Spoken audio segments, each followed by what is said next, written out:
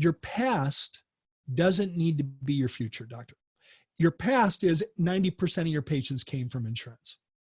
That does not need to be your future if you take action to change that. This is how my team operates. This is how my patients operate, because they all have insurance and their first question is, will my insurance cover it? And you are the doctor who's serving 80% of your patients who have that mindset, and you are the team that's serving 80% of your patients who have that mindset, whatever the percentage is. You kind of at some point say, you know what, not for me. This won't work. Yeah, it's your reality. It's your lens that you see your own practice in. And, think about it for just a minute. When I explain this, the light bulb seems to go off to dentists. Think about it. Again, we'll use the 90% figure because that was the question that was asked by a particular listener. That means that this dentist, the vast majority of his new patients are coming from the fact that he is an in-network dentist. The vast majority. It's kind of like a self-perpetuating cycle. Self-fulfilling prophecy. It's a self-fulfilling prophecy. As long as you're in network, as long as you're listed in the networks, the majority of your new patients are going to come from that. And the best way, it's kind of interesting. I want to share just a personal aside for a minute about how we can often change our thinking just by flipping the switch. Okay. Right. And I just want, as a listener, I want you to stick with me on this.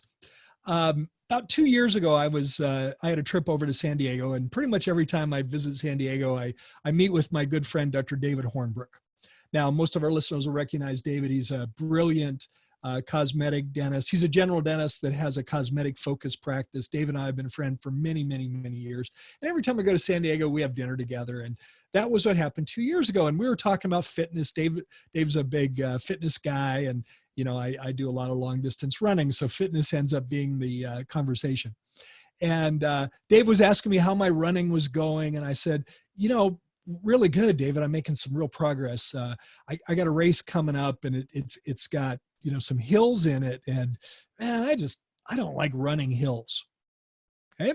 And David says, oh man, he goes, I loved running hills, because when I would run hills, I would literally count the number of people I would overtake on the hills. And I converted hills to my strength, that when we get to a hill, I'd look ahead and say, okay, I'm going to pass 10 people on this hill. And he said, I turned it into a positive. And literally, I changed my thinking right there, like that, on hills. Just literally changed my mind. And said, wait a minute, hills can be my strength. And I can think, like David suggested, look ahead and think how many runners I'm going to overtake on this hill. And from that moment on, I've embraced the idea of hills as making me stronger. Well, same thing here.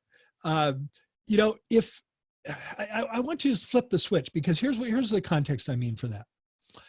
Your past doesn't need to be your future, doctor. Your past is 90% of your patients came from insurance.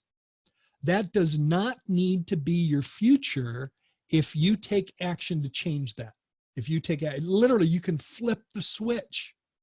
Now, that doesn't mean you just resign from all your plans today.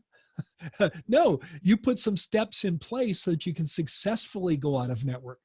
And you can start attracting people from different sources of marketing. Hey, thanks so much for watching this video. And if you found it helpful, leave a like, subscribe, and click the bell button, so you'll be notified of any time we upload future videos. I think you'll enjoy our coming content. Thanks so much.